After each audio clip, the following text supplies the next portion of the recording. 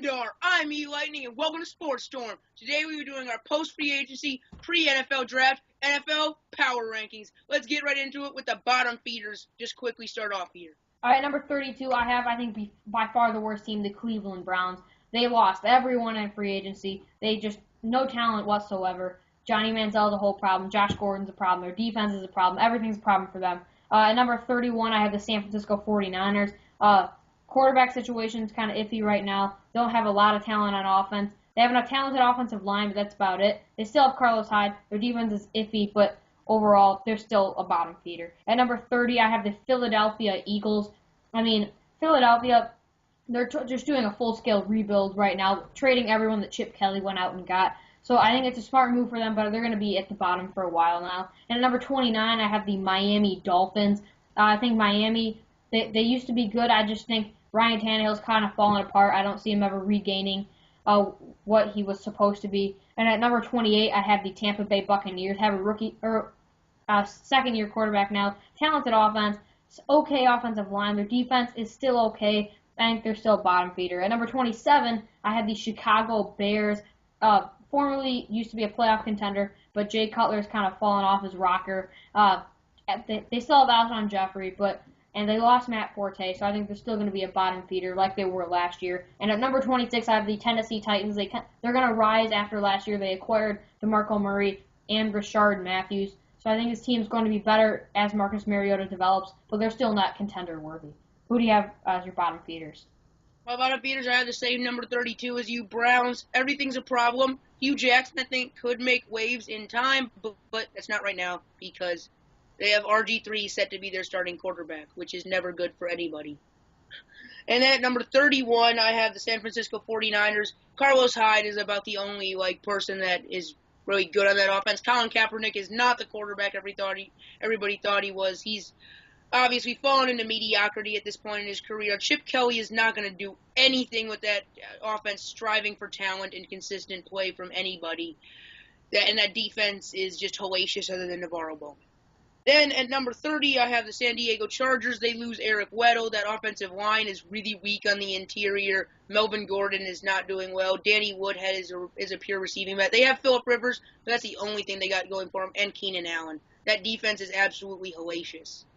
And then at number 29, I have the Tennessee Titans. Marcus Mariota and a developing offense could be good in time, but right now they're just still not good enough. Not enough experience, not enough talent, and that defense is just not good. Then at number 28, I have the Detroit Lions. Ezekiel Ansah is one of the best D linemen in the entire league, but there's not much he can do when the secondary consists of Darius Slay, and that's it. Yeah. And that offense is losing Calvin Johnson. They're getting in Marvin Jones to kind of put a Band-Aid on a huge gash, so it's not going to be good. Then at number 27, I have the Philadelphia Eagles. They're selling everybody that Chip Kelly got, as you said, but there's still a lot of damage done to that. Their quarterback is still Sam Bradford. Their receivers they lost every good receiver they have except for Jordan Matthews, who's just a top-down deep threat, and that defense lost a lot of players. They're good. Malcolm Jenkins is a all Pro Bowler, but that's about it. Then at number 26, I have the Buccaneers. Jameis Winston and Mike Evans and Doug Martin are a good three offensive skill position, but that offensive line is shaky. Gerald McCoy and Levante David and Quan Alexander are good players, but that secondary is just so bad I can't put them any higher than 26. And now, your mediocre teams. My mediocre teams right now, at number 25, I have the San Diego Chargers. I think they obviously had a down year last year with Keenan Allen's injury. I mean, their offensive line is okay. I just don't see them having a significant running game just because I don't see Melvin Gordon or Danny Woodhead as the answer. Defense, they lost Eric Weddle, like you said. I think they can possibly get Jalen Ramsey in the draft. I think they might move a little bit higher, but they're still not going to be contending. At number 24, I have the Dallas Cowboys. Lost Tony Romo and Des Bryant to injury last season. They're going to be recovering from injury still. They're still going to be a good team. I just don't see them. Well, I wouldn't even call them a good team. I think in the NFC East, I just don't see them competing. Number 23, I have the Los Angeles Rams. Have Todd Gurley, really nothing other than that on offense. Not a very good offensive line either. Elite defense, but really they have no offense to keep up with that defense. At number 22, I have the New Orleans Saints just because of Drew Brees. They have Mark Ingram on the solid running game, but they have no outside threat on the passing game, and their defense is just abysmal right now. So, too many holes to fix for the New Orleans Saints. And at number 21, I have the Houston Texans. A lot of people have them kind of rising in the season. I just don't see them. I just don't see Brock Osweiler really fitting in their system as a quarterback. I think they're going to have another bad quarterback situation. A great pickup with Lamar Miller. Elite defense. I just don't see them. They made the playoffs last season. I just don't see them as a contender. I have them at number 21. At number 20, I have the Detroit Lions. I think they're going to be better than you thought they were. Than you think they're going to be.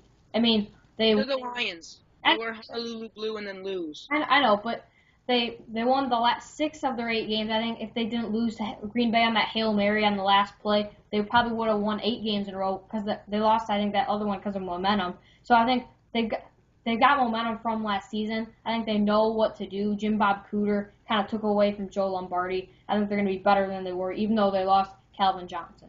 Who do you have as your mediocre teams? My mediocre teams at number 25, I have the Miami Dolphins. I think Ryan Tannehill is not as bad as you say he's going to be, but he's not going to be good. They're going to finish last in the division again. I think the Bills, Jets, and Patriots are all much better than them. The talent gap is too much. That defense, the defensive line, it's good, highly talented, but it hasn't found a way to gel together, and you really need that. And it's kind of just a team. It's not really a team right now. It's a bunch of pretty talented individuals. And then number 24, I have the Los Angeles Rams. Like you said, elite defense. Todd Gurley is one of the brightest stars, but there's literally nothing else on that offense. It's like void of talent and anything productive other than Todd Gurley. Offensive line is atrocious. Greg Robinson, the bust, is currently at left tackle. And it's just all sorts of bad situations. Number 23, I have the Chicago Bears. The loss of Martellus Bennett hurts. I don't think Jay Cutler, like I said with Ryan Tannehill, won't be as bad, but he'll still be pretty bad. And I think the defense is hellacious. They'll finish last in the division, but I still think they can edge some of these other teams just in the fact that Alshon Jeffrey and Jay Cutler can be potent at times. Then at number 22, I have the Washington Redskins. They lose Alfred Morris. I don't think Matt Jones can step up. Silas Red just keeps picking up suspensions. That defense it looks good enough in the NFC East, but when you compare it to other teams, I think out of division they're going to do very badly, and I still think they're going to lose to the Giants twice, just dooming them to this spot. And then at number 21, I have the Dallas Cowboys. Tony Romo. I think he will be a good quarterback, but not the quarterback Jerry Jones thinks he is. They have Alfred Morris behind a good offensive line, so that could potentially drive them higher. But until that defense gets better, I cannot put them any higher than 21. And at 20, I have the New Orleans Saints. Drew Brees is a top 5 quarterback to keep it simple. When you have a top 5 quarterback, I cannot put you lower than 20. And Brandon Cooks has proven that he can be a deep threat. But until they improve everything other than the D line and quarterback, then they're still going to be bad here. And now, what about your mid-level or just out of the playoffs, 19 through 14? 19, I have the Baltimore Ravens. I think they could be a lot higher on this list. They lost everyone to injury last season. I think it was Terrell Suggs, Courtney Upshaw, and they also lost Justin Forsett, Joe Flacco, and Steve Smith all to injuries last season. So they got stuck with the injury bug. I think they get a great pick in this draft. I think that's really going to help them. But I think this team was contending before that. I'm not sure they will be at that level that they were, but I think they still will just be out on the outside looking in. At number 18, I have the Buffalo Bills. Tyrod Taylor and Rex Ryan led this team to a 7-9 record, or maybe 8-8, but they still didn't make the playoffs. They're a talented team. They got Sammy Watkins at receiver. I just don't think they have enough they got LaShawn McCoy too, but I think if they can add one more piece to that offense, this team would be contending for a wild card spot in the AFC. At number 17, I have the Washington Redskins. They did make the playoffs last season. I think Kirk Cousins could even be a top 5 quarterback this year. He played great at the end of the season last year. And I think although they did lose Alfred Morris, they didn't really incorporate him into the game much. I don't think it'll be that much of a loss. And they still have Deshaun Jackson at receiver. And at number 16, I have the New York Giants. Added many pieces like Damone Harrison, Janoris Jenkins, and Olivier Vernon. on defense. They still have Odell Beckham at receiver and Eli Manning at quarterback, which is always going to be a huge threat. I have at number 16. And at number 15, I have the New York Jets, the other New York team. Almost made the playoffs last season. Ryan Fitzpatrick may or may not be coming back. It really depends. That really has a huge role on their power rankings. I'm expecting him to come back. And if he doesn't come back, he'll be farther down on the list. But I have him at number 15. And at number 14, I have the Atlanta Falcons. Had a huge hot start to the beginning of the season. Devontae Freeman was playing out of his mind. They still have Julio Jones, a top 2 receiver in the NFL, either him or Antonio Brown. But then their defense, if they can become better and Dan Quinn can kind of just develop that defense more, this team will be contending for a wild card spot. All right, so at my number 19 is the New York Jets. Obviously, that D-line is still very good. And once they solve this quarterback limbo, that offense with Brandon Marshall and Eric Decker will be also good. So I feel like they'll just be on the outside looking in. If they make it a good draft class, their spot could easily rise. Number 18, I have the Colts. Andrew Luck has no help other than T.Y. Hilton. His offensive line just allows him to get sacked constantly, and he doesn't have a really good second option. And that defense, other than Vontae Davis, is hellacious, and that's pretty bad. At number 17, the Bills. Tyrod Taylor, I think if he continues making steps and progressing, he could be a tremendous quarterback in this league, maybe even get them to the playoffs. But right now I have the outside looking in only on the fact that they need another receiver other than Sammy Watkins to help share the load. And Tyrod Taylor needs an offensive line so he can make plays, so he doesn't have to run every play and get beaten up. Because if he goes down with injury, I think the Bills' season also goes down. Number 16, I have the Baltimore Ravens. As you said, bitten by the injury bug. They could maybe get into that playoff spot. I just don't think they can. Losing Kalishi Osemele, Marshall Yanda is the only good offensive lineman left there. I think they're a piece or two away from contending, but I don't think they have as much assets as necessary to get those pieces. And at number 14, I have the Bengals. Just on the outside looking in, I think it's a tremendous team, but I don't think they can do well in such a tough division. I feel like the Ravens could give people trouble in their own division, and then the Browns also.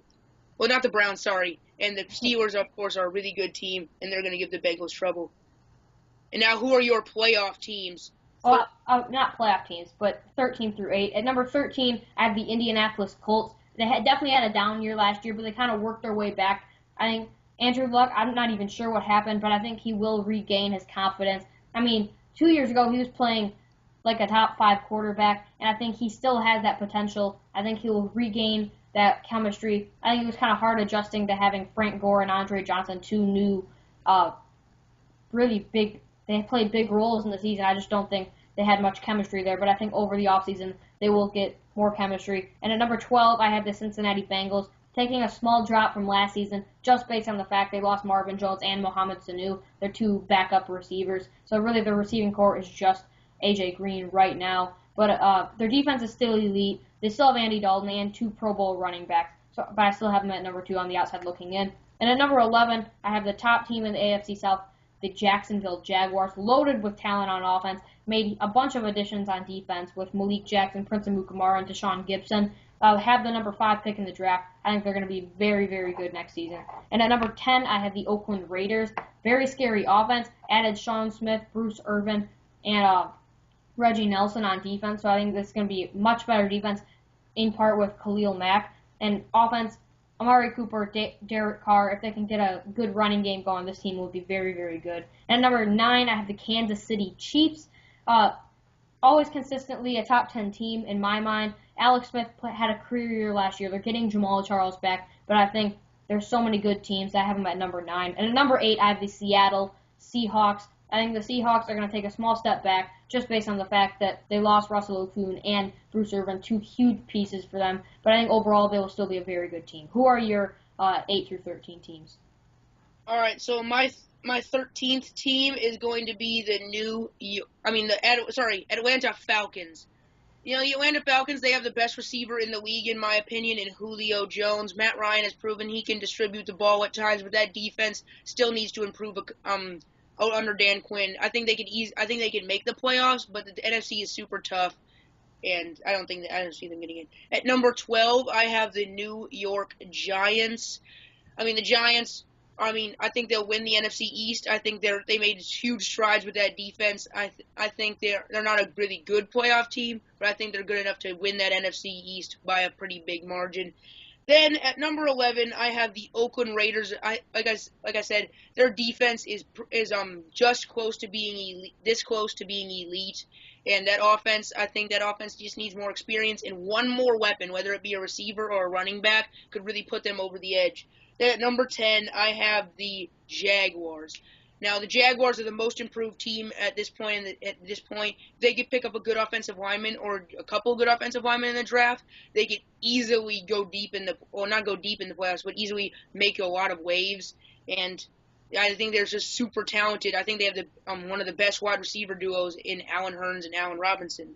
Then at number 9, I have the Kansas City Chiefs. I think the experience and that defense is still good with Tamba Hali and Derek Johnson. They're old, but they got experience. I don't like to call them old. I like to call them experienced. And that offense, Alex Smith proved he's not going to. And they get Jamal Charles back, which is a major piece. Then at number 8, I have the Minnesota Vikings. They have Adrian Peterson, arguably the best running back in the league. I think if they pick up one more receiver to complement Stephon Diggs, they could even be higher. I think they're a sleeper team. I think they're definitely going to be in the playoffs and could make waves. And then who are your top for real teams? Your top 7. 7. At number 7, I have the Green Bay Packers. They lost Jordy Nelson to injury before the season even started last year, so they didn't go into the season with much confidence and didn't play with much confidence. They ended up losing the division to the Minnesota Vikings. They get Jordy Nelson back, but I think the Vikings are just going to be too talented, and I think they're solidly placed there at number 7. At number 6, I have the Minnesota Vikings. I mean, they have an elite defense right now. Anthony Barr, Harrison Smith. I can't even name them all right now. Or Everson Griffin. Sharif Floyd. Yeah. So I just have them at number 6 over the Green Bay Packers. You could flip-flop them right back and forth. There's an argument for each team. At number 5, I have the Arizona Cardinals. Very talented team on offense and defense. I think they're aging just a little bit. I think Carson Palmer is kind of getting to that peak right now, and so I know Larry Fitzgerald played very well, but I think Carson Palmer had his career year. I'm not sure if he's going to be able to top that. I have him at number 5. At number 4, I have the Denver Broncos.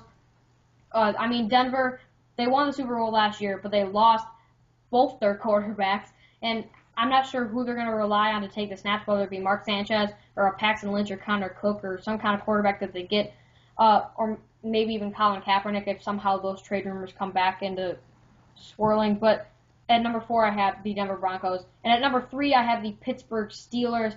Elite offense, future Hall of Famer and Ben Roethlisberger. They got Le'Veon Bell, Antonio Brown, both top 2 in their position at least. And their defense is still iffy, but I think their offense just gets them into this 3rd spot. And at number 2, I have the Carolina Panthers. The Panthers, they had an unbelievable season last year, led by Cam Newton and that elite defense. And now on top of that, they get Kelvin Benjamin back. So I have Carolina at this number 2 spot. Basically same team as last year. So, yeah. And at number 1, I have the New England Patriots. They didn't achieve what they wanted to last year, but they added Martellus Bennett. They did lose Chandler Jones, but I think they will be able to recover from that loss on the defense, and I think that Martellus Bennett addition will play a huge role in that success. All right, so my top 7 teams, at number 7, I have the Seattle Seahawks. I think that defense is still very good, even with the loss of Bruce Irvin. Russell Okung was on the decline, so I don't think it's a big loss for them. I feel like the main issue for the Seattle Seahawks is finding some consistent offensive line play and those receivers. I think the defense you don't have to touch, and I think if they can get a receiver in the draft or maybe a trade, then that would extremely help them. Number 6, I have the Pittsburgh Steelers. They have the 2nd best receiver in the league in Antonio Brown, the best running back in the league in Le'Veon Bell, and one of the best quarterbacks in the league in Ben Roethlisberger. All 3 offensive skill positions in spades. That's an excellent combo. That defense is what's holding them back for me. And then to start the top 5, I have Green Bay. I see them winning the division. I think Jordy Nelson is a huge thing because give Aaron Rodgers somebody to throw to, and he will put it right on the money. I mean, if Devontae Adams makes strides and Randall Cobb can make strides, I think they can even get higher. Number 4, I have the Broncos. The lack of quarterback definitely hurts, but I feel like there's enough weapons on that offense with Emmanuel Sanders and Demaryius Thomas and a pretty good offensive line and an elite defense, possibly even the best defense in the league. I think that whoever they have starting there has a good enough supporting cast for regular season and maybe a little bit of playoff success. Number 3, I have the Cardinals. I think they're one of the most, if not the most well-rounded team. They have playmakers on the offensive side and a good offensive line. They have an elite defense. The only thing I worry about is safety, but, I think they can solve that by having excellent corners. And at number 2, I have the New England Patriots.